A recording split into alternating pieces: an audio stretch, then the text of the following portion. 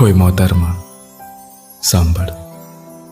કદાચ નસીબમાં આપણો સાથ અહીંયા સુધી જ લખ્યો હશે, પણ મારો આ પ્રેમ તારી સાથે કાયમને માટે રહેશે. અને કદાચ તને આવો પ્રેમ કોઈ આપી પણ નહીં શકે. તો બચ્ચા, મારી એક છેલ્લી રિક્વેસ્ટ છે, પ્લીઝ એને માનશો. મારી મોહતરમાનું ધ્યાન રાખશો, પ્લીઝ.